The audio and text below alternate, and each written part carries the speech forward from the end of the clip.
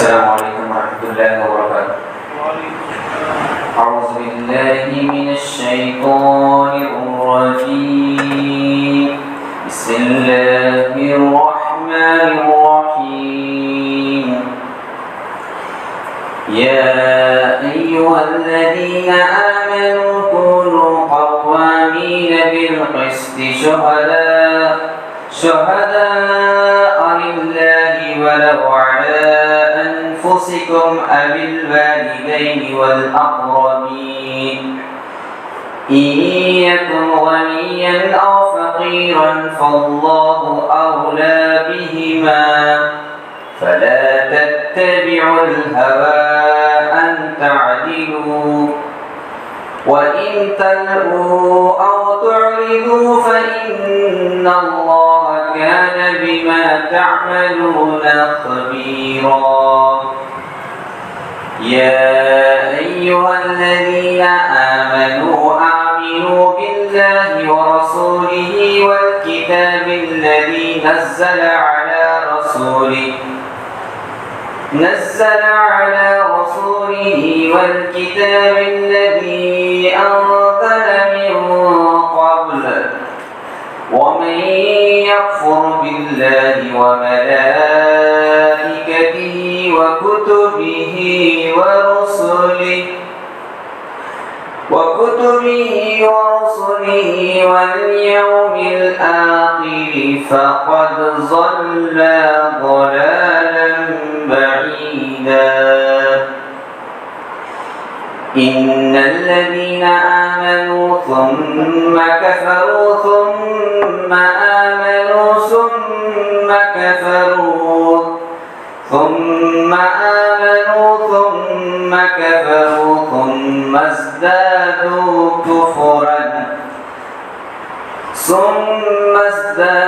كفرا لم يكن الله ليغفر لهم ولا ليهديهم سبيلا۔ صدق اللہ العظیم۔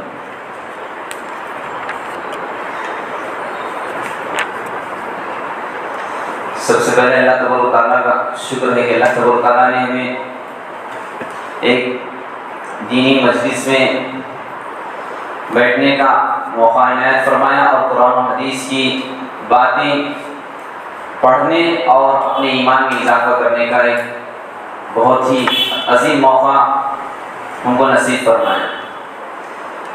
محترم سامعین، میں نے آپ کے سامنے سورہ نساء کی 3 آیتوں کی تلاوت کی۔ اس کا ترجمہ ملاحظہ فرمائیے کہ اے لوگو جو ایمان لائے ہو، انصاف کے علم بردار اور خدا کے واسطے کے گواہ بنو، اگرچہ تمہارے انصاف اور تمہاری گواہی کی ضد خود تمہاری اپنی ذات پر یا تمہارے والدین اور رشتہ داروں پر ہی کیوں نہ پڑتی ہو۔ فریق معاملہ خواہ مالدار ہو یا غریب، اللہ تم سے زیادہ ان کا خیر خواہ ہے، لہٰذا اپنی خواہش نفس کی پیروی میں عدل سے باز نہ رہو۔ اگر تم نے لگتی بات کہی یا سچائی سے پہلو بچایا تو جان رکھو کہ جو کچھ تم کر رہے ہو اللہ کو اس کی خبر ہے۔ اے لوگوں جو ایمان لائے ہو، ایمان لاؤ اللہ پر اور اس کے رسول پر اور اس کتاب پر جو اللہ نے اپنے رسول پر نازل کی ہے، اور ہر اس کتاب پر جو اس سے پہلے وہ نازل کر چکا ہے، جس نے اللہ اور اس کے ملائکہ اور اس کی کتابوں اور اس کے رسولوں اور روز آخرت سے کفر کیا۔ وہ گمراہی میں بھٹک کر بہت دور نکل گیا رہے وہ لوگ جو ایمان لائے پھر کفر کیا، پھر ایمان لائے پھر کفر کیا، پھر اپنے کفر میں بڑھتے چلے گئے، تو اللہ ہرگز ان کو معاف نہ کرے گا اور نہ کبھی ان کو راہ راست دکھائے گا۔ محترم حضرات، یہ سورہ نساء کی 135 آیت سے لے کر میں نے 137 آیت 3 آیتیں آپ کے سامنے تلاوت کی، اور یہ تینوں آیتیں شروع ہوتی ہیں ایمان سے، جیسا کہ جو موضوع دیا گیا ایمان و یقین، تو اسی کی مناسبت سے میں نے آیتوں کو چنا۔ اللہ تعالیٰ سے دعا کرتے ہیں کہ اللہ تعالیٰ ہمارے اس بیٹھنے کو، اس بیٹھ کر سننے کو، ان باتوں پر عمل کرنے کی ہمیں نیک توفیق عطا فرمائے۔ اس سورہ نساء ہم جانتے ہیں کہ یہ مدنی سورت ہے۔ سب سے پہلے میں اس کے چند نکات پیش کرتا ہوں کہ اس سورہ کا پس منظر، یعنی ہر سورہ کا کچھ نہ کچھ پس منظر ہوتا ہے، اس کی باتیں رکھنا مناسب ہے، اور تاکہ ہم اس کے بعد آنے والی آیتوں کو غور کر سکے کہ اس میں کیا کیا باتیں ہیں۔ سورہ نساء ہم جانتے ہیں کہ مدنی سورت ہے، اس میں خصوصیت کے ساتھ عورتوں کا ذکر کیا گیا، ان کے احکامات بتائے گئے، اور مرکزی مضمون ہے معاشرے کی تشکیل ہے، معاشرہ صحیح سماج کس طرح ہو، معاشرے میں تعلقات کس طرح پیدا ہو، پڑوسیوں کے ساتھ کس طرح تعلقات ہو، جب نکاح ہو تو نکاح کی کیا کیا شرائط ہے، کن چیزوں کو ملحوظ رکھنا چاہیے، اس کا ذکر کیا گیا شروع ہی میں، اور خصوصی طور پر تقوی کا ذکر کیا گیا۔ اس کے بعد کی آیتوں میں اللہ تعالیٰ وراثت کا تذکرہ کیا، جو کہ انسانیت جو دنیا میں رہتی ہے، جب کوئی انسان یہاں سے الوداع کہتا ہے، مطلب اللہ کو پیارا ہو جاتا ہے، تو ایک خاندان میں ایک شخص کی کمی کیا کیا چیزیں وہ چھوڑ کر جاتا ہے، وہ میراث، اس کے مسئلے اس کے بیان کیے گئے، اور اسی طرح بہت سے احکامات بتلائے گئے جو کہ انسانی معاشرے میں پیش آنے والی ہیں۔ اور یہ سورہ کا نام ہم جانتے ہیں کہ النساء، عورتوں کے بارے میں، کیونکہ ہم خطبہ نکاح میں بھی سورہ نساء کی ابتدا پہلی آیت پر تلاوت کرتے ہیں، یا ایھا الناس اتقوا ربکم الذی خلقکم من نفس واحدہ، تو یہ بہت اہمیت کے حامل ہے، جس میں ایک تو ترغیب دی گئی تقوی کی، دوسرا کہ اسلام سے پہلے عورت کو جو ظلم زیادتی کی جا رہی تھی، تو اسلام ہی واحد مذہب ہے جس نے عورت کو بہت بڑا مرتبہ دیا، بڑا مقام دیا، اور اس میں وہ بات بتلائی گئی۔ اور عورت معاشرے کا ایک نصف حصہ ہے، جس طرح مرد ایک اپنا حصہ رکھتا ہے، تو عورت بھی معاشرے میں ایک تبدیلی پیدا کرنے، معاشرے کو پنپنے کے لیے عورت کا ایک حصہ ہے، اس کا مقام ہے۔ اسلام کہتا ہے کہ اس کائنات کا پہلا انسان اگر مرد ہے تو انسان اس کائنات کا دوسرا انسان جو دوسری چیز ہے وہ ہے عورت کی ہے، اور انسانیت کا جو قافلہ رواں دواں ہوتا ہے وہ ان دونوں کے ذریعے ہوتا ہے۔ اور اسی طرح سب سے پہلی آیت جو میں آپ کے سامنے تلاوت کیا، ایھا الذین آمنوا، اے لوگوں جو ایمان لائے ہو، ایمان یہاں شرط قرار دیا گیا، اور جیسا کہ میں نے کہا کہ ایمان سب سے عظیم نعمت اور دولت ہے، اس نعمت کی قدر کرنے سے اس میں اللہ تعالیٰ کس طرح اضافہ کرتا ہے۔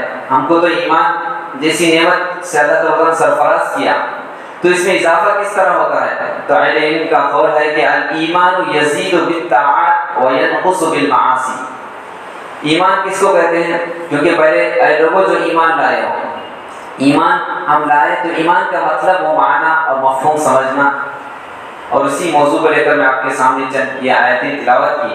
تو ایمان اطاعت اگر تم کرتے ہو تو ایمان میں اضافہ ہوتا ہے، وینقص بالمعاصی، اگر تم معصیت اگر تم کرتے ہو تو ایمان میں کمی واقع ہوتی ہے۔ اور الایمان یزید و ینقص، ایمان کبھی بڑھتا بھی ہے کبھی گھٹتا بھی ہے۔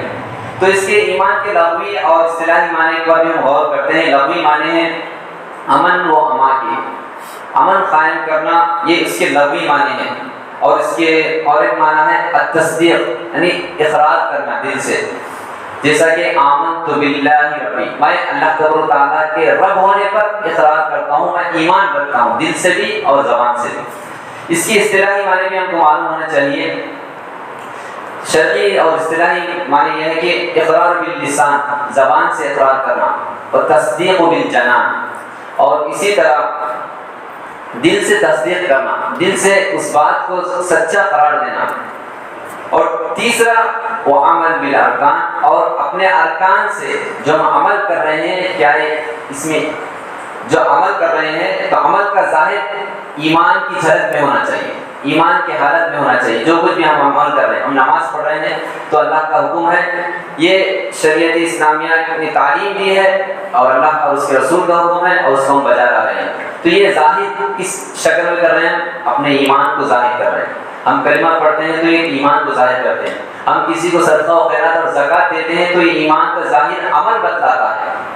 اگر تم کسی اپنے بھائی پڑوسی سے بات بھی کر رہے ہو تو کتنے سلوک سے بات کر رہے ہو، اگر تمہارا عمل صحیح طور پہ صحیح منہج پہ چل رہا ہے تو تمہارا عمل بتلاتا ہے۔ تو یہ ہے عمل سے ظاہر کرنا ہے ایمان کی شرعی اصطلاحی معنی ہے۔ اور اسی طرح ایک مرتبہ حضرت ابو ہریرہ رضی اللہ تعالیٰ عنہ سے نے رسول صلی اللہ علیہ وسلم سے سوال کیا کہ اللہ تبارک و تعالیٰ کے پاس جب قیامت کے نبی کریم صلی اللہ علیہ وسلم سفارش کریں گے تو کن لوگوں کی سفارش کریں گے؟ تو نبی کریم صلی اللہ علیہ وسلم کو جب یہ سوال معلوم ہوا کہ قیامت کے دن سوال کرنا ہے، سفارش کرنا ہے، تو کن لوگوں کی پہلی سفارش ہوگی؟ تو نبی کریم صلی اللہ علیہ وسلم کو معلوم تھا کہ یہ سوال ابو ہریرہ رضی اللہ تعالیٰ عنہ ہی کریں گے، کیونکہ ان کے پاس علم کی تڑپ تھی، علم کی پیاس تھی، علم حاصل کرنے کی ایک کشش تھی۔ تو نبی کریم صلی اللہ علیہ وسلم نے کہا کہ قیامت کے دن جو شخص کہے گا وہ بندہ ہوگا جس کی میں سفارش کروں گا، من قال لا الہ الا اللہ خالصا من قلبی، جو لا الہ کی اقرار کرے گا خالصا اپنے دل کے ساتھ، خلوص الہیت کے ساتھ کہ میں رب پر ایمان لاتا ہوں، تو اس کی سفارش سب سے پہلے ہوگی قیامت کی۔ تو اس سے بات معلوم ہوتی ہے کہ ایمان لانے کے لیے، ایمان لانے والوں کی ایک تو اس کا مقدم پہلے ہے، اور دوسری چیز قیامت کے دن سب سے پہلے اس کی سفارش بھی ہوتی ہے۔ اور اسی طرح ایمان کی سب سے اعلیٰ شان کیا ہے یہ بھی معلوم ہونی چاہیے، کیونکہ ہم جانتے ہیں کہ حدیث میں پڑھا ہے، جیسا کہ نبی کریم صلی اللہ علیہ وسلم فرمایا الایمان بضع و سبعون شعبۃ، ایمان کے کتنے شعبے ہیں؟ 70 72 اس سے زائد شعبے ہیں، بضع و سبعون شعبۃ 70 سے زائد شعبے ہیں، فافضلها قول لا الہ الا اللہ، تو اس میں سب سے اعلیٰ درجہ کیا ہے؟ لا الہ الا اللہ، کلمہ طیبہ سب سے اعلیٰ ایمان کی شاخ ہے، ایمان کی ٹہنی سب سے اونچی ہے جو شاخ وہ لا الہ الا اللہ۔ اس سے کم تر کون سا ہے شعبہ ایمان کا؟ وہ ادناها اماطۃ الاذی عن الطریق، اور سب سے کم تر درجہ ایمان کا وہ راستے سے تکلیف دہ چیز کو ہٹا دینا ہے۔ تو اسی طرح ہم جانتے ہیں کہ ایمان کے شعبوں میں سے والحیاء شعبۃ من الایمان، ایمان کے شعبوں میں سے حیا بھی ایک شعبہ ہے، اور اس کو اقرار ہم زبان سے ادا کرتے ہیں، لا الہ الا اللہ پڑھتے ہیں، جیسا کہ شاعر کہتا ہے کہ زبان سے کہہ بھی دیا لا الہ الا اللہ، دل و نگاہ مسلمان نہیں تو کچھ بھی نہیں، یعنی زبان سے کہنا ہی نہیں بلکہ زبان سے ہم جو بات کر رہے ہیں، جو الفاظ ادا کر رہے ہیں، اس پر آخری وقت تک عمل کرنا، جیسا کہ نبی کریم صلی اللہ علیہ وسلم نے فرمایا من کانا آخر کلامہ دخل الجنہ، جس نے آخری وقت جب اس کے موت کا وقت رہتا ہے اس وقت اگر وہ کلمہ طیبہ کہتا ہے تو اس کے لیے جنت یقینی ہے، جیسا کہ نبی کریم صلی اللہ علیہ وسلم نے فرمایا۔ تو یہ کلام ہم کو آخری وقت تک، مرتے دم تک یاد رہنا چاہیے اور اس کو ادا کرتے رہنا چاہیے۔ اور اس کے بعد یا ایھا الذین آمنوا کونوا قوامین بالقسط شہداء للہ، یہاں اس آیت میں ایمان والوں سے جو ہم مخاطب ہو رہے ہیں، اللہ تعالیٰ فرمائے تھے اے لوگوں جو ایمان لائے ہو، یہ کیا کام کرنا ہے؟ انصاف کے علمبردار اور خدا واسطے کی گواہ بنو، خدا کے لیے گواہ بنو، یعنی انصاف کے علمبردار بننا ہے اور سچی گواہی پیش کرنا ہے۔ یہ ایک ایمان اور اہل ایمان کی صفات میں سے ایک صفت ہے، کیونکہ قائما بالقسط یہ عظیم صفت ہے۔ وَلَوْ عَلَىٰ أَنفُسِكُمْ أَوِ الْوَالِدَيْنِ، کہ کہا جا رہا ہے کہ تمہاری گواہی کی ضد خود تمہاری اپنی ذات ہے سب سے پہلے۔ وَلَوْ عَلَىٰ أَنفُسِكُمْ أَوِ الْوَالِدَيْنِ، اور تمہارے والدین ہیں، رشتہ دار ہیں، یہ تمام چیزیں ہیں تمہارے سامنے۔ تم جب سچی گواہ دینی ہو، انصاف کی بات کہنی ہو تو تم رشتہ داروں کو مت دیکھو، تم اپنے والدین کو مت دیکھو، یہ تم سے بڑے ہیں لیکن سچی بات کہنا ہے، ڈر کر کہ میرے بھائی ہیں، میرے والدین ہیں، تو میں جھوٹ نہیں کہہ سکتا۔ تو اس میں عدل و انصاف کے علمبردار بننے کا، اور اس کے شان نزول جو ہے اس آیت کا یہ ہے کہ اس وقت نبی کریم صلی اللہ علیہ وسلم کے پاس ایک مالدار فقیر شخص آ کر نبی کریم صلی اللہ علیہ وسلم سے کہتا ہے کہ فقیر کی کچھ حمایت ہو سکتی ہے کہ وہ مالدار سے لڑ سکتا ہے۔ تو نبی کریم صلی اللہ علیہ وسلم فرماتے ہیں کہ اس وقت یہ آیتیں نازل ہوتی ہیں اور آپ صلی اللہ علیہ وسلم فرماتے ہیں اللہ نے اس کی ممانعت فرمائی اور مالدار اور فقیر کے درمیان انصاف کرنے کا حکم دیا۔ تو یہ آیت اس شان نزول کی مناسبت سے نازل ہوئی۔ اور اسی طرح اس میں جو ہے عقیدہ توحید میں سب سے پہلا کام جو ہے انصاف وہ ہے توحید پر قائم رہنا، قائم بالقسط، عدل قائم کرنا ہے۔ تو جو چیز ہم کو وراثت میں ملی ہے ایمان جیسی نعمت، تو اس توحید پر قائم رہنا عدل ہے سب سے بڑا، اور سب سے بڑا ظلم ہے ان الشرک لظلم عظیم، اللہ کے علاوہ کسی اور کو شریک ٹھہرانا یہ سب سے بڑا ظلم ہے۔ تو جیسا کہ عدل و انصاف کے بارے میں اللہ تعالیٰ فرماتے ہیں وَإِذَا قُلْتُمْ فَعْدِلُوا، جب بھی تم بات کرو تو عدل و انصاف کے ساتھ کرو۔ اور قرآن و حدیث میں اس کی بارہا ترغیب دی گئی کہ اپنے رشتہ داروں سے یا اپنے اہل و عیال سے، اپنے اسی طرح ماں باپ کے سامنے سچ بات کہنے میں کبھی بھی مکرنا نہیں چاہیے۔ اور اس کا خواہی جو عدل کی بات کرتا ہے اس کا مقام کیا ہے قرآن اور حدیث میں، کیونکہ عدل کی جو چیز ہے، یہ جو صفت ہے اخلاقی صفت، یہ مومن کے اندر پائی جاتی ہے، اور وہ اہل ایمان ہی ہو سکتا ہے۔ اور اس کے فضیلت بیان کرتے ہوئے نبی کریم صلی اللہ علیہ وسلم فرماتے ہیں کہ 7 خوش نصیب لوگ جو عرش کے سائے میں ہوں گے، ان میں ایک عدل قائم کرنے والا بھی ہوگا۔ وہ کون شخص ہوگا؟ نبی کریم صلی اللہ علیہ وسلم فرماتے ہیں امام عادل، وہ امام، وہ حکمران جو اپنی رعایا کے ساتھ، اپنے جو ساتھی رہتے ہیں ان لوگوں کے ساتھ انصاف کرتا ہو، تو 7 خوش نصیب لوگوں میں اللہ تبارک و تعالیٰ کے عرش کے سائے میں وہ شخص ہوگا۔ اور اسی طرح دوسری چیز نکاح ہو، شادی بیاہ میں بھی عدل و انصاف کا حکم دیا، والدین کے بارے میں بھی کہا کہ تم اپنے بچوں کے ساتھ جب محبت کرتے ہو تو ایک دوسرے میں عدل و انصاف کے ساتھ پیش آؤ۔ اور یہاں تک کہ اللہ تعالیٰ نے قرآن مجید میں فرمایا کہ اللہ تعالیٰ فرماتے ہیں وَإِنْ خِفْتُمْ أَلَّا تَعْدِلُوا فَوَاحِدَةً، اگر تم انصاف نہیں کر سکتے ہو 4 نکاح کر تو چاہیے کہ وَإِنْ خِفْتُمْ أَلَّا تَعْدِلُوا فَوَاحِدَةً، تو اگر تم عدل نہیں کر سکتے ہو تو ایک عورت سے تم نکاح کرو۔ تو یہ عدل و انصاف یہاں بھی ہے، کیونکہ اگر تم 2 اور 3 سے بھی شادی کرتے ہیں تو حق تو ادا ہوتا ہے، لیکن حق اس کے ساتھ انصاف کے ساتھ اس کی زندگی میں انصاف ہونا چاہیے۔ اور حدیث میں بتایا گیا کہ اگر تم 2 بیویوں کو رکھتے ہو، اگر ایک کی دیکھ بھال نہیں کرتے ہو، صرف ایک کی طرف تمہارا مائل ایک ہی طرف ہوتا ہے، تو قیامت کے دن اس کا ایک پہلو جھکا ہوا ہوگا۔ تو یہ عدل و انصاف سے ہٹنے کے بعد یہ پہلو نظر آتا ہے۔ اور اسی طرح عدل و انصاف میں یہ بھی بات ہے کہ نبی کریم صلی اللہ علیہ وسلم نے فرمایا کہ جو دنیا میں انصاف کرے گا، حشر کے میدان میں اللہ تبارک و تعالیٰ نور کے منبر پر ان کو بلائے گا، اس اسٹیج پر بلائے گا ان لوگوں کو جو دنیا میں انصاف کرتے تھے، چاہے کسی بھی قسم میں ہو، اپنے معاملات میں ہو، زمین کے معاملات میں ہو، کسی بھی معاملات میں ہو۔ تو اس وقت اللہ تبارک و تعالیٰ نبی کریم صلی اللہ علیہ وسلم فرماتی ہے قیامت کے دن کو نور کے منبر پہ بلائیں گے اور اس وقت ان کو وہاں پر بٹھائیں گے۔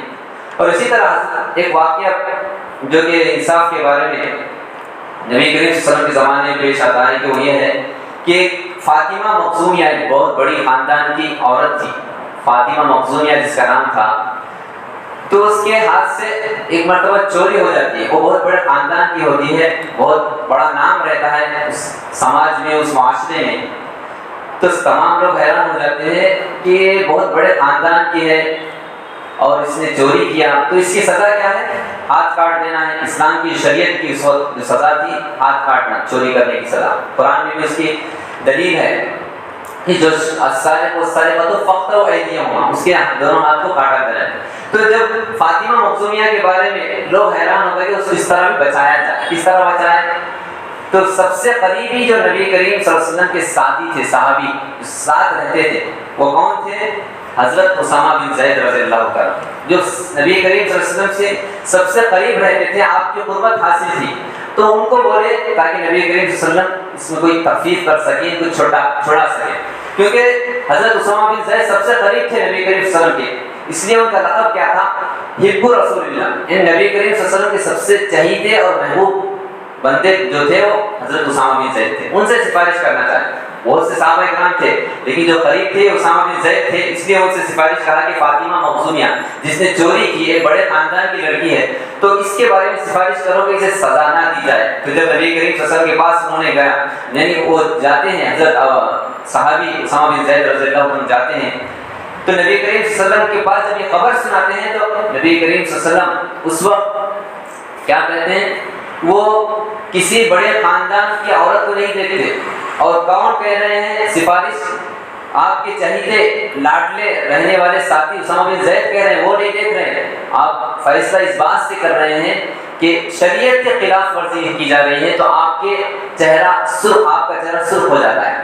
اس کے بعد نبی کریم صلی اللہ علیہ وسلم کہتے ہیں اگر یہ فاطمہ مخزومیہ اچھے خاندان کی ہے جس نے چوری کی، اگر اس کی جگہ، اگر اس شخص، اس عورت کی جگہ فاطمہ بنت محمد بھی ہوتی تو عدل کا دستور ہے کہ اس کا ہاتھ کاٹا جائے۔ تو اتنی بڑی بات، اگر اس فاطمہ بنت مخزومی اس عورت کی جگہ اگر میری بیٹی لخت جگر فاطمہ رضی اللہ تعالیٰ عنہا بھی اگر چوری کرتے تو انصاف کا تقاضا کیا ہے کہ ہاتھ کاٹا جائے۔ تو دیکھیے انصاف کی بات کتنی اہمیت کے حامل ہے اس وقت جب نبی کریم صلی اللہ علیہ وسلم کے زمانے میں اس طرح کے واقعات پیش آتے ہیں۔ تو یہی بات ہم کو اپنانی چاہیے جو اہل ایمان کی صفت میں سے قوامین بالقسط۔ اور اس کے بعد ان یکن غنیا او فقیرا فاللہ اولی بہما، چاہے تمہارے اس کے درمیان فقیر بھی ہو چاہے غنی یعنی مالدار بھی ہو، تو دونوں کے درمیان انصاف ہونا چاہیے، ایک ترازو میں دونوں کے معاملے کو ٹھیک کرنا چاہیے۔ جیسا کہ ہم خطبہ جمعہ میں بارہا سنتے ہیں ان اللہ یامر بالعدل والاحسان وایتاء ذی القربى، تو اس میں سب سے بڑی چیز کیا ہے؟ یامر بالعدل، سب سے بڑے عدل کا ذکر ہے، احسان ہے۔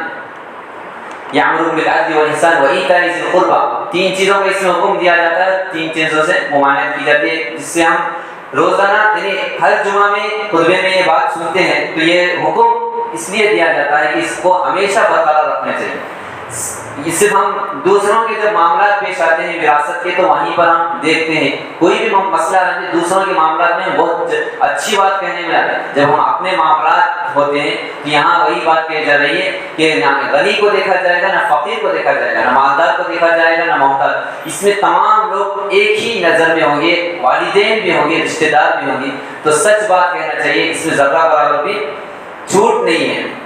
اور اس کے بعد جو بات کہی جا رہی ہے فلا تتبعوا الهوى ان تعدلوا، تم خواہش نفس کی پیروی نہ کرو، لہذا اپنی خواہش نفس کی تم پیروی میں عدل سے باز نہ رہو۔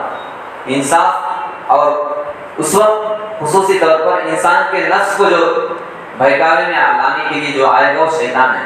جیسا کہ شیطان کے بارے میں العجلۃ من الشیطان، شیطان کا کام جلدی کا ہوتا ہے، جب بھی کوئی فیصلے ہم کرنا چاہتے ہیں تو شیطان جلدی آ جاتا ہے، کوئی نہ کوئی بات ڈال دیتا ہے، تو اس وقت شیطان کا حملہ نفس پر ہوتا ہے، اسی لیے نفس کو کنٹرول کرنا چاہیے۔ تو یا یہ تو نفس مطمئنہ ارجعی الی ربک راضیۃ مرضیہ، نفس مطمئنہ تم کو رب کو راضی کرنے کی طرف لے جائے گا، تو یہی چیز ہے کہ نفس اس وقت کنٹرول رہنا چاہیے۔ ایک تو انسان جب کبھی فیصلے جو بھی ہو، وراثت کا ہو، میراث کا ہو، یا گھر کے معاملے میں ہو، طلاق کے معاملے میں ہو، تو جب یہ مسئلے پیش آتے ہیں، مشورہ کرنے بیٹھتے ہیں، تو سب سے پہلے انسان سکون سے نہیں رہتا، غصے کی حالت میں رہتا ہے۔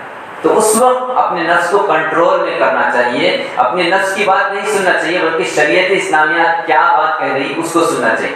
فلا تتبعوا، اس میں ان تعدلوا، عدل و انصاف کرنے میں یہ نفس تمہارا حائل ہو جائے گا، فلا تتبعوا، اس لیے نفس سے بچنے کو کہا۔ اس کے بعد وَإِن تَلْوُوا أَوْ تُعْرِضُوا فَإِنَّ اللَّهَ كَانَ بِمَا تَعْمَلُونَ خَبِيرًا۔ اس کے بعد اللہ تعالیٰ کہہ رہے ہیں اگر تم نے یعنی ادھر ادھر کی بات کہی، سچائی سے جو یعنی سچائی سے پہلو بچا لیا، تو جان رکھو کہ جو کچھ تم کرتے ہو اللہ اس کی خبر سے باخبر ہے، یعنی تم جو کچھ کر رہے ہو انصاف کی بات نہیں کر رہے ہو، بلکہ انتلو میں ادھر ادھر کی بات کہنا، کایا پلٹ دینا، جو بات ہے اصل بات کو ٹال کر کوئی بات لے کر آنا اور مسئلے کو گمبھیر بنا دینا، یا پھر مسئلے کو جو اچھا صحیح ناحیے سے سلجھ سکتا تھا لیکن تم کوئی اور بات لا کر اس کو رفع دفع کرنا۔ اگر تم اس طرح کرو گے تو کوئی بھی چیز پیش کی جاتی ہے تو اس کو کے نام سے پیش کیا جاتا ہے۔ فَإِنَّ اللَّهَ، اگر تم اس طرح معاملہ انصاف کے ساتھ نہیں کرو گے، اللہ تعالیٰ باخبر ہے قیامت کے دن ان تمام چیزوں کو دیکھنے والا ہے۔ اس کے بعد دیکھیے کہ دوسری آیت، اس میں بھی اہل ایمان سے مخاطب ہے، یا ایھا الذین آمنوا، اے لوگوں جو ایمان لائے ہو، آمنوا باللہ ورسولہ۔ تو یہ آیت ہم بارہا پڑھتے ہیں، یا ایھا الذین آمنوا، اے لوگوں جو ایمان لائے ہو، ایمان لاؤ اور اللہ پر اور اس کے رسول پر، دو مرتبہ اس میں ذکر کیا جا رہا ہے، آمنوا باللہ ورسولہ، اس میں دو مرتبہ جو ذکر کیا جا رہا ہے مفسرین اکرام لکھتے ہیں کہ ایک تو آدمی انکار کے بجائے اقرار کی راہ اختیار کرے، پہلا ایمان کا مطلب، یعنی نہ ماننے والوں سے الگ ہو کر جو ماننے والے ہیں ان میں شمار ہو جائے، اللہ اور اس کے رسول کی اطاعت کرے، یہ پہلی چیز۔ دوسرا مطلب یہ ہے کہ آدمی جس چیز کو مانے اسے اپنے سچے دل سے مانے، یہ دو مطلب اس کا معنی لیا جاتا ہے۔ اور اس میں تاکید ہے، جب بھی دو چیزیں ایک ساتھ آتی ہیں اس کو تاکید کہتے ہیں کہ ایمان لاؤ، ایمان کی تجدید کرنا ہے، ایمان میں اضافہ کرنا ہے، ایمان میں نیا پن لانا ہے، کیونکہ ایمان انسان کا کمزور ہوتے رہتا ہے۔ کس طرح کمزور ہوتا ہے؟ حدیث میں بتایا گیا کہ انسان کا ایمان کس طرح کمزور ہوتا ہے۔ ایک تو ایمان میں اس طرح بوسیدہ ہو جاتا ہے ایمان انسان کا، جس طرح ایک کپڑا بوسیدہ ہو جاتا ہے، انسان کپڑا پہنتا ہے تو بوسیدہ ہو جاتا ہے، تو ایمان اسی طرح اس کا بوسیدہ ہوتا ہے۔ تو اس ایمان میں نیا اضافہ کیا کرنا چاہیے؟ کیونکہ ہر چیز کی ایک مٹھاس ہوتی ہے، زبان کی مٹھاس ہوتی ہے کہ اچھی چیز چکھ سکے، اور اسی طرح کان کی ایک مٹھاس ہوتی ہے کہ وہ کوئی اچھی چیز سن سکے، سب سے اچھی چیز اس کو جو محظوظ ہو، اس کے دل کو یعنی راحت پہنچائے وہ چیز۔ اسی طرح انسان کے آنکھوں کی بھی ایک مٹھاس ہوتی ہے، ایک لذت ہوتی ہے، ایک حلاوت ہوتی ہے، تو وہ کیا چاہتا ہے کہ اپنے آنکھوں سے اچھے مناظر دیکھے، اچھا منظر دیکھ سکے، تو یہ مٹھاس ہوتی ہے۔ اسی لیے وہ نکلتا ہے عصر کے وقت، صبح کے وقت جو مناظر ہوتے ہیں تو دیکھنا چاہتا ہے کہ صبح کا وقت کیسا ہے، بارش کا موسم کیسا ہے۔ یہ تمام چیزیں انسان کی لذت میں ہے، انسان نے اللہ تعالیٰ نے فطرت میں رکھا۔ تو ایمان کی لذت کیا ہے؟ ایمان کی حلاوت نبی کریم صلی اللہ علیہ وسلم بتلاتے ہیں کہ ایمان کی حلاوت کیا ہے۔ آپ صلی اللہ علیہ وسلم فرماتے ہیں کہ ذاق طعم الایمان من رضی باللہ ربا وبالاسلام دینا وبمحمد نبی ورسولا۔ ایمان کی مٹھاس یہ ہے کہ اس شخص نے ایمان کا مٹھاس چکھ لیا، ایمان کا مزہ اور ایمان کی حلاوت چکھ لیا جو اللہ سے راضی ہوا، یعنی اللہ ہونے پر وہ راضی ہو گیا، رضیت باللہ ربا وبالاسلام دینا، اور دین اسلام کے پر وہ قائم رہا اور اس پر راضی ہوا، اللہ پر اور اس کے رسول پر، دین پر۔ یہ تین چیزیں سے بتلائی گئی، اور یہ دعا بھی ہے اور یہ حدیث جو دعا کی شکل میں اگر کوئی مغرب کے بعد اور فجر کے بعد پڑھتا ہے تو اس کی فضیلت یہ بتلائی گئی۔ ایک تو ایمان میں اضافہ، دوسری چیز نبی کریم صلی اللہ علیہ وسلم خود فرماتے ہیں کہ میں اس شخص کو جو اس دعا کا اہتمام کرتا ہے، رضیت باللہ ربا وبالاسلام دینا وبمحمد نبی صلی اللہ علیہ وسلم رسولہ، تو یہ اس دعا کا اہتمام کرے گا، میں اس کو اپنے اس کا ہاتھ پکڑ کر جنت میں لے جاؤں۔ صرف اس دعا، مختصر سی دعا ہے، فجر کے بعد، فرض نماز کے بعد اور مغرب کی فرض نماز کے بعد اگر کوئی اس کا اہتمام کرتا ہے، خصوصی طور پر ہر فرض کے بعد کرنا ہے، لیکن یہاں اگر اس کا اہتمام کرتا ہے تو اس کے لیے دیکھیے کہ نبی کریم صلی اللہ علیہ وسلم خود اپنا ہاتھ پکڑ کر لے جاتا ہے۔ تو یہاں ایک تو ایمان میں اضافہ بھی ہوتا ہے، دوسرا جنت میں جانے کا ذریعہ بھی ہے۔ اور اس کے بعد ایمان کی لذت ایک تو یہ بتلائی گئی، جو دوسری چیز ایمان میں حلاوت، تین چیزوں میں نبی کریم صلی اللہ علیہ وسلم فرمایا کہ ثلاث من کن وجد بہن حلاوت الایمان، کہ تین چیزیں ہیں جس کی وجہ سے انسان کے دل میں مٹھاس آ سکتی ہے، اس کی ایمان میں اضافہ ہو سکتا ہے۔ وہ کیا ہے؟ من کان اللہ ورسولہ احب الیہ مما سواہ، اللہ اور اس کے رسول کی محبت تمام چیزوں سے زیادہ اللہ اور اس کے رسول سے محبت کرنا، پہلی چیز۔ دوسری چیز، کسی سے بھی محبت کرو تو اللہ تبارک و تعالیٰ کی خاطر محبت کرو، کہ میں اس سے محبت کر رہا ہوں تو اللہ کے لیے۔ اگر کسی سے بغض رکھ رہا ہوں، مطلب وہ میرا اچھا ساتھی ہے اور اچھائی کو اللہ تعالیٰ پسند کرتا ہے، اس لیے میں اس کی صحبت اختیار کر رہا ہوں صرف اللہ کو راضی کرنے کے لیے۔ میں اس سے بغض رکھ رہا ہوں، اس کے پاس کچھ خرابیاں ہیں، اس لیے اس کی خامیاں کو دیکھ کر میں صرف اللہ کو گواہ رکھتے ہوئے میں اس سے بغض رکھتا ہوں، تو یہ ایمان کا اعلیٰ درجہ ہے، اس کے ایمان میں اضافہ کرتا ہے۔ تیسری چیز، وہ اسلام تو لا لیا، لیکن اسلام لانے کے بعد وہ کفر میں جانے کو اس طرح ناپسند کرے جس طرح ہم آگ میں جانے سے ناپسند کرتے ہیں۔ یہ تین چیزیں ہیں جو انسان کے ایمان میں اضافہ کرتے ہیں، تو اس ایمان کے اور مٹھاس کو چکھ لیتا ہے وہ شخص۔ اور اس کے بعد اللہ تبارک تعالیٰ فرماتے ہیں کہ آمینو باللہ و رسولہ، اور اللہ کے رسول کی اطاعت کرنا یہ بھی ضروری ہے، یہ ایمان کی تقاضوں میں سے ہے، کیونکہ اللہ کے نبی کریم صلی اللہ علیہ وسلم فرمایا من اطاعنی دخل الجنہ، جس نے میری اطاعت کی وہ جنت میں داخل ہوا، ومن عصانی دخل النار، جس نے میری اطاعت نہیں کی وہ جہنم میں گیا۔ تو ہم سورہ بقرہ کی ابتدائی آیتوں میں پڑھتے ہیں الذین یؤمنون بالغیب ویقیمون الصلاۃ ویؤتون الزکاۃ وہم بالآخرۃ، تو یہاں پورے چیزیں جو ہے ایمان کی صفات بتلائی گئی، اللہ کے رسول پر، اللہ کی کتابوں پر اور فرشتوں پر، تمام چیزوں پر ایمان لانا ہے۔ تو اس میں پہلی چیز وہاں وہی بتلائی جا رہی ہے۔ اور اسی طرح ہم سورہ بقرہ کی وہی آخری آیتیں بھی دیکھیے، آخری آیتیں ایمان پہ اضافہ کرنے کے لیے کیا کہا جا رہا ہے؟ آمن الرسول بما انزل الیہ من ربہ والمؤمنون کل آمن باللہ وملائکتہ وکتبہ ورسلہ. تو یہاں پر بھی وہی چیز بتلائی جا رہی ہے کہ ہر رسول پر اور اس کی کتابوں پر بھی ایمان لا رہے ہیں. کل آمن باللہ وملائکتہ وکتبہ ورسلہ والیوم الآخر. تو یہ چیزیں ہمارے اندر ہونی چاہیے. ہم تو ایمان لا رہے ہیں تو رسول پر کس طرح ایمان لا رہے ہیں؟ جب ہم رسول پر تو ایمان لا رہے ہیں لیکن رسول کی جو زندگی ہے آپ سن کی زندگی پر عمل کرنا ہمارے ایمان میں اضافہ کرتے ہیں. جس طرح کہ نبی کریم صلی اللہ علیہ وسلم کی بہت سی سنتیں ہیں اگر ہم اس پر عمل کرتے ہیں تو یہ ہمارے لیے باعث اجر ہے اور ہمارے ایمان میں اضافہ ہے. اس کے بعد 2 مرتبہ کتاب کا ذکر ہے والکتاب الذی نزل علی رسولہ والکتاب الذی انزل من قبل. ایک کتاب وہ جو نزل علی رسول صلی اللہ علیہ وسلم پر نازل ہوئی. اس کتاب سے مطلب کیا ہے؟ اس کتاب سے مراد کیا ہے؟ قرآن مجید. والکتاب الذی انزل من قبل وہ کتاب جو اس سے پہلے نازل ہوئی. اس سے پہلے جو کتابیں نازل ہوئی ان کتابوں پر بھی ایمان ہونا چاہیے کیونکہ اس میں تو تبدیلی آئی لیکن اس پر ایمان لانا ضروری ہے. تورات زبور انجیل ان چیزوں پر بھی ایمان لانا چاہیے. اس کے بعد وَمَن يَكْفُرْ بِاللَّهِ وَمَلَائِكَتِهِ وَكُتُبِهِ وَرُسُلِهِ وَالْيَوْمِ الْآخِرِ فَقَدْ ضَلَّ ضَلَالًا بَعِيدًا. اور جس نے انکار کیا اللہ کا اور فرشتوں کا کتابوں کا اور رسولوں کا والیوم الآخر اور آخرت کے دن پر. ہم جانتے ہیں ایمان کے ارکان ہم جانتے ہیں. ان ارکان کا اگر کوئی انکار کرتا ہے تو وہ کافر ہی شخص کرتا ہے.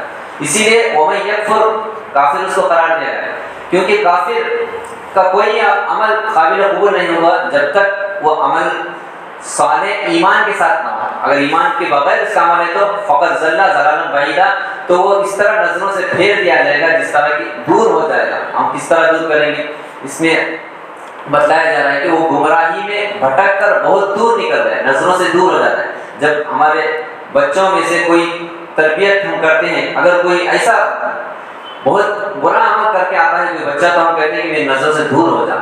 تو ہم کہتے ہیں کہ نظروں سے دور ہو جا مطلب کیا ہے کہ وہ اس کے پاس اللہ تبارک تعالیٰ یعنی ان کے پاس بچے کی کوئی اوقات نہیں, تھوڑی دیر کے لیے ہوتا ہے. لیکن اللہ تبارک تعالیٰ کہہ رہے ہیں کافر فقط ضلع ضلالا بعیدا.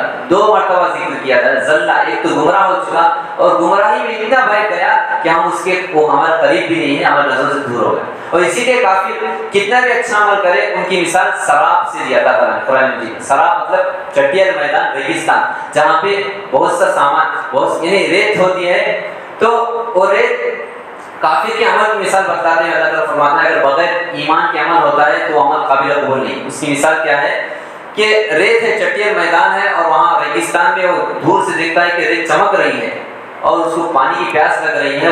وہ سمجھتا ہے کہ وہ ریت جو چمک رہی ہے وہ پانی ہے. جب وہ قریب جاتا ہے تو وہ کیا نظر آتا ہے؟ ریت ہی نظر آتا ہے. اسی طرح اور زیادہ اور تھوڑی دور دور دیکھتا ہے کہ وہ ریت کیا نظر آتا ہے؟ پانی نظر آتا ہے, پانی کا چشمہ نظر آتا ہے. جس طرح کہ ہم کسی روڈ پر بھی دیکھتے ہیں, چلتے ہیں, گاڑی پر بھی تم سوار ہو جاؤ, چکنی جو اچھی روڈ رہتی ہے تو سامنے پانی نظر آتا ہے, بالکل پانی نظر آتا ہے. تو اللہ تعالیٰ قرآن مجید میں کہا یہ کافر کی مثال ہے. جب وہ اچھے اعمال لے کر آئے گا تو اس کے اعمال کیا ہوں گے؟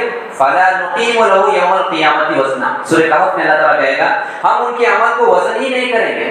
فَلَا نُقِيمُ لَهُ يَوْمَ الْقِيَامَةِ وَزْنًا. قیامت کے دن ہم ان کے عمل کو وزن نہیں کریں گے کیونکہ انہوں نے ایمان نہیں لایا. اتنی بڑی. اور اسی طرح اس کے بعد کیا آیت میں کیا ہے؟ ان الذین آمنوا, یہ تیسری آیت ہے جس میں بھی ایمان کا ذکر ہے. ان الذین آمنوا ثم کفروا ثم آمنوا ثم کفروا ثم ازدادوا کفرا. دیکھیے کتنی عظیم آیت ہے کہ رہے وہ لوگ جو ایمان لائے پھر کفر کیا, پھر ایمان لائے پھر کفر کیا, پھر اپنے کفر میں بڑھتے چلے گئے. ثم ازدادوا کفرا, حد سے تجاوز کر چکے. لم یکن اللہ لیغفر لهم, تو اللہ ہرگز ان کو معاف نہ کرے گا اور نہ کبھی ان کو راہ راست دکھائے گا. تو دیکھیے کہ ایمان لائے پہلے پھر انہوں نے کفر کیا, ایمان سے پھر جانا, یہ تو سب سے بڑی چیز کہ ایمان جیسی نعمت مل جائے اور اس میں انسان بھاگ کر پھر کفر کی راہ اختیار کرے. اگر وہ انجانے میں کرتا ہے تو اس کے لیے چھوٹ ہے. اگر اس انجانے میں اس کو معلوم نہیں کہ ایمان لایا اس کو, لیکن معلوم ہے کہ ایمان لانے کے بعد اگر ایمان سے ہٹ جانا ہے, ہٹ جانے پر عبرت کیا ہے, اس کی سزا کیا ہے, تو اس کی سزا یہ ہے ایمان کے بعد کفر کی سزا کیا ہے. صحابہ کرام, ایک صحابی جنگ میں ایک شخص کو مارتے ہیں, وہ اسی وقت جب مارنا چاہتے تھے صحابی تو فوراً وہ کہتا ہے کہ میں ایمان لاتا ہوں. تو نبی کریم صلی اللہ علیہ وسلم کے پاس جب معلوم ہو جاتا ہے، یہ بات معلوم ہو جاتی ہے کہ وہ اس کو مار، ایک صحابی نے ان کو مار دیا بجز اس کے کہ اس نے صرف زبان سے کہا. تو نبی کریم صلی اللہ علیہ وسلم کہتے ہیں کہ تم اس کے دل کو چیر کر دیکھ سکتے ہو؟ نہیں. یہی بات ہے کہ ایمان انسان لاتا ہے آخر وقت میں بھی لا سکتا ہے، لیکن تم اس کے زبان کو مت دیکھو بلکہ اس کے دل میں کیا ہے لیتا ہے. کل ہی کا واقعہ ہے، کل ایک بزرگ شخص جین مذہب کا جو کہ 60 کے اوپر ہے، جس کی عمر ایمان لے کر آتا ہے جین مذہب کا، ابھی اس کے شک میں بھی ہے، لیکن اس کو اس طرح پیٹا جاتا کہ اس کو قتل بھی کیا گیا. کل ہی آج کی نیوز ہے. یعنی ایمان لانے کے بعد انسان کو اپنے رشتہ داروں میں اتنی تکلیف ہوتی ہے، شک کی بنا پر اس کو مارا جاتا ہے، اس کا ویلیو اس کو نہیں مانتا. اس لیے اس کے احکامات بتلانا چاہیے کہ ایمان کی اصل پہچان کیا ہے. اگر وہ زبان سے اقرار کرتا ہے، اس کی نیت میں ہے، تو یہ بہت اچھی بات ہے. اور اس کے بعد ثم کفروا، کافر کی سزا تو ہم جانتے ہیں کہ اللہ تبارک و تعالیٰ کافروں کے جو ٹھکانہ بنایا. دنیا کیا ہے؟ دنیا کافر کے لیے کیا ہے؟ جنت ہے، اور مومن کے لیے قید خانہ ہے. الدنیا سجن المومن و جنت الکافر. تو ہم کو چاہیے کہ ہم ایمان والوں کی راہ اختیار کرتے ہوئے دنیا میں چلے، شریعت اسلامیہ نے جو چیز بتائی اس پر چلے، اس منہج پر چلے، اور یہی چیز ہم کو راہ راست پر لے جاتی ہے. اور ثم آمنوا ثم کفروا، اگر ہم ایمان لا کر ان چیزوں پر چلیں گے تو یہ چیزیں ہم کو راہ راست پائیں گے، اور ہمارے چیزوں کو اللہ تعالیٰ ایمان میں اضافہ کرے گا. اور جو لوگ دنیا میں ایمان نہیں لاتے، عمل کرتے رہتے ہیں، تو ان کی مثال سورہ غاشیہ میں اللہ تعالیٰ دیتا ہے عاملۃ ناصبہ، عمل کرتے کرتے انسان تھک جاتا ہے. کون؟ کافر. اس کے بعد تصلیٰ نارا حامیہ، ہم اس کو جہنم میں ڈال دیتے ہیں. دیکھیے کہ عمل کرتے کرتے تھک جا رہا ہے. حضرت عائشہ رضی اللہ عنہا کس کے بارے میں کہتے ہیں؟ ابن جدعان، ایک کافر شخص تھا، تو بہت اچھے اعمال کرتا تھا، لوگوں کی خدمت کرنے کے لیے پیسہ سب ہر چیز خرچ کرتا تھا، تو وہ بہت پسند آیا اس کا عمل. تو حضرت عائشہ رضی اللہ عنہا کہتی ہے کہ ابن جدعان کافر شخص ہے، یہ بہت اچھے اعمال کرتے رہتا تھا، اس کا انتقال ہو چکا، کیا اس کے اعمال کام آنے والے ہیں؟ تو نبی کریم صلی اللہ علیہ وسلم کہتے ہیں کہ اس کے اعمال کام آنے والے نہیں، کیونکہ وہ ایمان کی حالت میں نہیں کیا. تو اس طرح بہت سے بے شمار مثالیں ہم کو ملتی ہیں. اور ایمان لانے کی مثال قرآن مجید میں بھی اللہ تعالیٰ نے کہا ہے کہ ایمان لا کر جو اس میں اضافہ کرنے والی چیزیں کیا کیا ہے وہی بتلائی گئی. ایک تو پہلی چیز یہ ہے کہ انسان ایمان لائے تو اللہ تعالیٰ کی معرفت ہونا چاہیے. اس کی معرفت کی وجہ بغیر انسان کے ایمان میں اضافہ نہیں ہوگا. فَاعْلَمْ أَنَّهُ لَا إِلَٰهَ إِلَّا اللَّهُ، پہلی چیز یہی سکھلائی گئی. اور سورہ علق میں بھی یہی بات بتائی گئی کہ اقرأ بِاسْمِ رَبِّكَ الَّذِي خَلَقَ، پڑھ اپنے رب کے نام سے جس نے تم کو پیدا کیا. جس نے پیدا کیا اس کی پہچان معرفت، اللہ کی معرفت ضروری ہے ایمان کی اضافے میں. اور اسی طرح اللہ تعالیٰ نبی کریم صلی اللہ علیہ وسلم نے فرمایا، جیسا کہ قول ہے من کان باللہ عارف کان به اقوى، جو اللہ کو جس قدر پہچانے گا اس قدر زیادہ ڈرے گا. اللہ کی تخلیقات کو پہچانے، کس طرح اللہ تعالیٰ نے چیزوں کو پیدا کیا، تو اللہ کا خوف جس قدر ہوگا تو اسی قدر وہ اللہ سے ڈرنے لگے گا، اس کی ایمان میں اضافہ ہوگا. دوسری چیز قرآن مجید سے گہرا تعلق ہونا چاہیے، تو اس کی ایمان میں اضافہ ہوتا ہے. میں چند باتیں بتلاتے ہوئے اپنی بات کو ختم کرتا ہوں کہ قرآن مجید کا تعلق انسان سے گہرا ہونا چاہیے، خصوصی طور پر اہل ایمان سے، کیونکہ اللہ تعالیٰ نے قرآن کی مثال بارش سے دی. جو بارش برستی ہے تو بنجر زمین کو بھی ہریالی کر دیتی ہے. تو اسی طرح ایمان لانے والے لوگ جب قرآن کی تلاوت کرتے ہیں تو ان کے دل بھی مطمئن ہوتے ہیں. جیسے کہ اللہ تعالیٰ نے قرآن مجید میں کہا وَإِذَا تُلِيَتْ عَلَيْهِمْ آيَاتُهُ فَزَادَتْهُمْ ایمانا، ایمان میں اضافے کے لیے قرآن کی آیتیں روزانہ اس کو پڑھنا چاہیے. تیسری چیز یہ ہے کہ کائنات کا ذرہ جو ہے رب العالمین کا ہے، تو رب العالمین کی جو قدرت ہے ان کے نظارے پر غور و فکر کرنا چاہیے. اس سے ایمان میں اضافہ ہوتا ہے، کیونکہ اللہ تعالیٰ نے قرآن مجید میں کہا افلا ينظرون الى الابل كيف خلقت، ان اونٹنیوں کو دیکھو.